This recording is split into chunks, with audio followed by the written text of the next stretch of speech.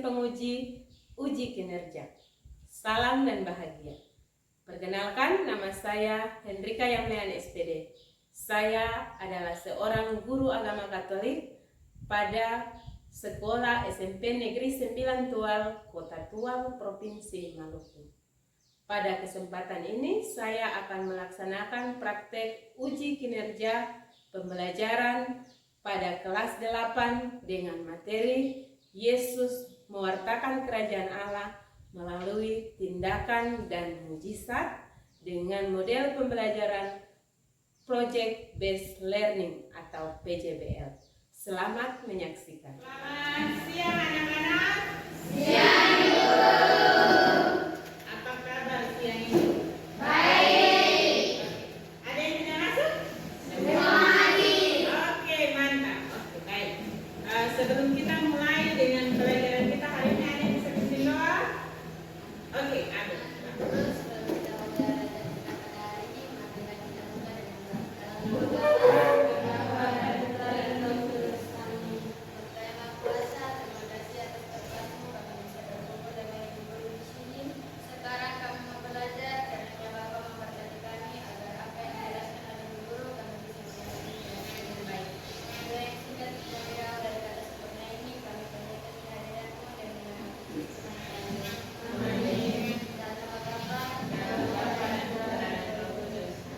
Baik, kita berikan tepuk tangan. Sudah beberapa pertemuan ini selalu yang tampil ke depan itu sudah bisa pimpin doa secara spontan. Itu hal yang baik ya. Nanti sebentar 2 menit juga kita. Oke, mantap. Oke, baik. Hari ini kita akan melanjutkan pelajaran kita. Ini merupakan akhir dari bab 1, yakni kita belajar tentang Yesus mewartakan kerajaan Allah dengan melalui tindakan dan mujizat. Ya, jadi minggu lalu kita sudah belajar tentang Yesus mewartakan kerajaan Allah dengan apa? Perumpamaan. Oke, baik. Jadi minggu lalu kita sudah belajar tentang Yesus mewartakan kerajaan Allah dengan perumpamaan. Di situ kami sudah kerja di dalam kelompok, lalu ibu sudah sampaikan bahwa nanti setelah akhir bab 1 itu kita akan buat satu proyek. Nanti ibu akan jelaskan di akhir pelajaran kita. Nah, ibu semua tahu lagu Garuda Pancasila? Tahu. Oke, kita menyanyi sama-sama? Iya. Ibu angkat nadi dulu ya. Garuda Pancasila.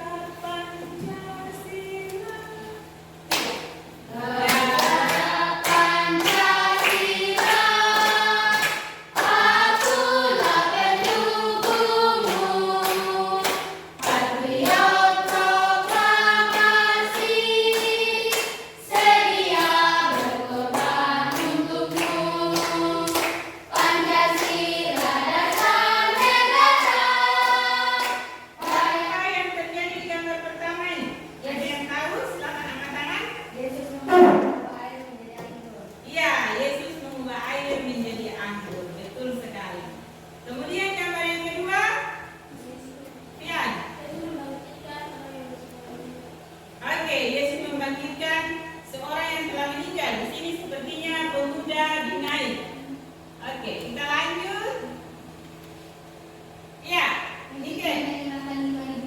Ya, Yesus memberi makan 5.000 orang. Oke, nah dari pertanyaan-pertanyaan tersebut, ibu mau bertanya, apa yang kamu pahami tentang mujizat dari gambar-gambar tadi? Iya, Niken silakan. Oke, jadi menurut Niken mujizat itu adalah sebuah keajaiban. Ada lagi yang lain? Ada lagi? Ya, itu lewat sini. Ada lagi? Mujizat itu apa? Niken bilang mujizat itu adalah sebuah keajaiban. Ada lagi? Kalau kita bilang mujizat berarti apa? Mujizat berarti apa? Iya, Pian. Oke, Pian bilang mujizat itu adalah sesuatu yang nyata. Ada lagi? jadi mujizat itu adalah sesuatu yang terjadi, tapi biasanya kita bilang begini, sesuatu itu terjadi di luar nalar manusia. Kenapa dibilang di luar nalar manusia? Karena itu hanya bisa dilakukan oleh orang yang memiliki kekuatan lebih daripada manusia. Makanya kita bilang mujizat. Contohnya seperti tadi yang kamu lihat, ada Yesus memberi makan 5.000 orang, terus ada Yesus membangkitkan seorang pemuda di Nain, ada Yesus mengubah air menjadi anggur. Apakah manusia bisa buat itu? Ya. Itulah yang dimaksud dengan mujizat. Jadi mujizat itu adalah sesuatu hal yang bisa dibilang sangat besar karena itu tidak bisa dilakukan oleh manusia. Kemudian, menurut kamu mengapa Yesus melakukan banyak mujizat? Apa tujuan Yesus melakukan mujizat? Ada yang tahu? Tujuan Yesus melakukan mujizat untuk apa? Iya, Nike. Agar lebih banyak lagi orang yang percaya akan Tuhan. Oke, Nike bilang tujuan Yesus melakukan banyak mujizat adalah agar lebih banyak orang lagi yang percaya akan kuasa Tuhan. Betul. Ada lagi jawaban yang lain?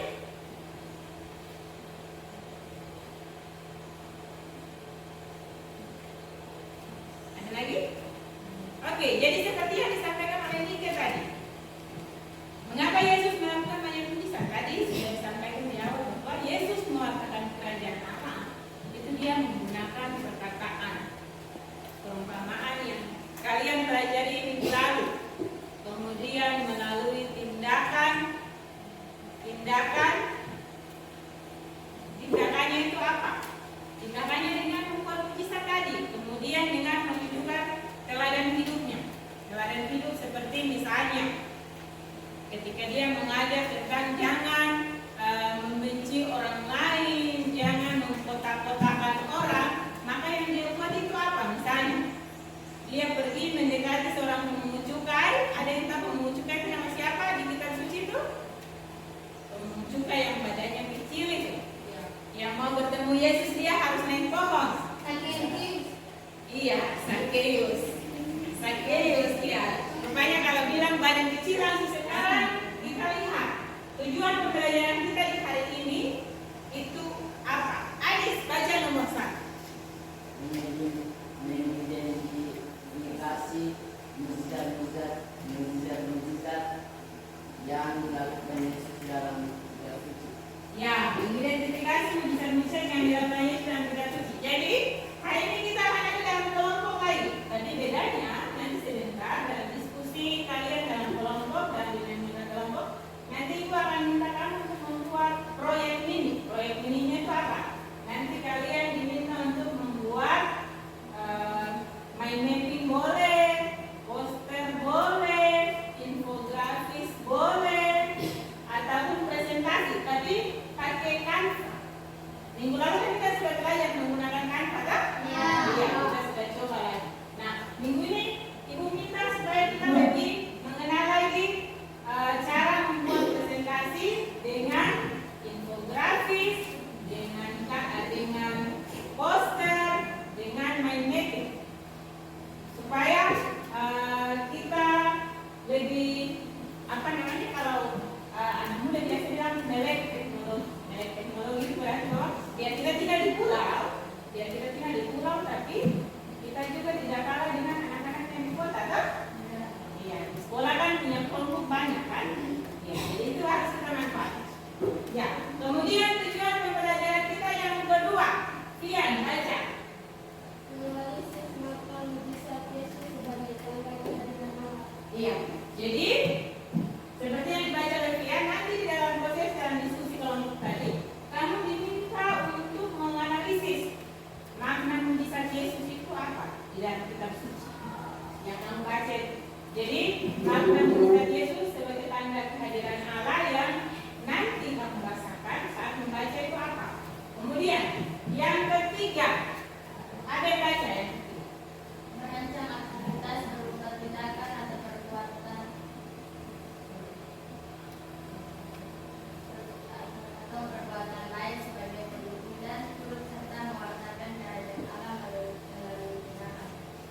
Jadi seperti yang Ibu sudah sampaikan tadi, nanti di akhir pembelajaran kalian akan dibantu dalam kelompok, lalu akan membuat semacam proyek tindakan belas kasih untuk sesama. Oke, kemudian sekarang kenapa kita harus mempelajari materi ini dan gunanya untuk hidup kita sehari-hari itu apa? Nah, melalui pembelajaran hari ini itu diharapkan supaya membantu kita, jadi bukan cuma kamu saja, ibu juga. Sebagai seorang Katolik itu kita melalui pembelajaran ini kita diharapkan untuk semakin menyadarkan diri kita bahwa tugas kita sebagai seorang pengikut Kristus itu untuk mewartakan sukacita, mewartakan kabar gembira kerajaan Allah. Nah, apa yang bisa kita buat itu melalui tindakan kita meskipun itu sederhana. Nah, selain itu nanti di dalam proses kalian bersama dalam kelompok itu, pemahaman bermakna yang bisa kalian dapatkan diharapkan di dalam kelompok itu kalian bisa menghargai perbedaan pendapat dan juga dapat membangun jiwa gotong royong sehingga kalian bisa bekerja sama dengan baik di dalam kelompok. Sekarang ibu mau mengajak kamu untuk nonton, mengajak kamu menonton. Nah, karena bunyi bunyi mesinnya itu agak keras, jadi diharapkan supaya semua bisa menyimak dengan baik ya. Yang suka nonton bisa ini, lalu yang lebih senang untuk membaca nanti bisa langsung buka di Injil Lukas bab 5 ayat 17 sampai 24.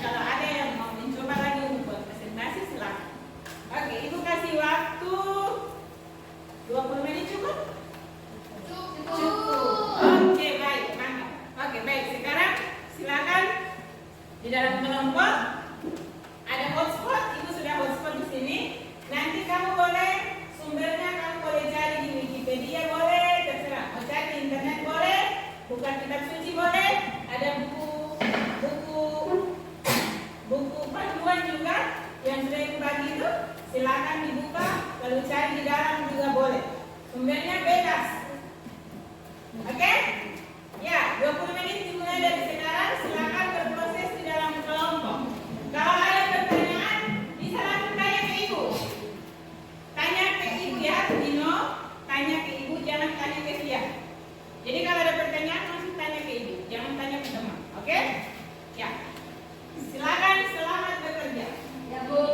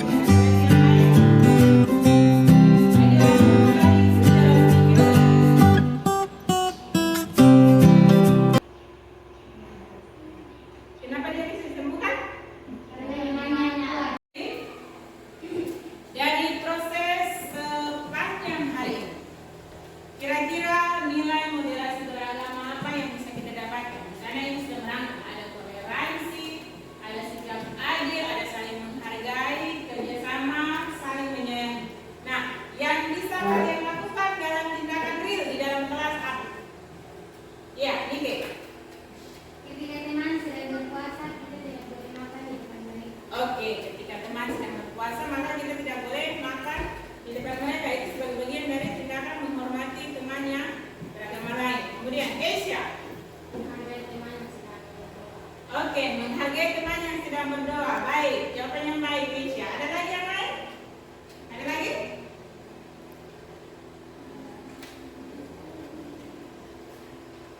Ada lagi?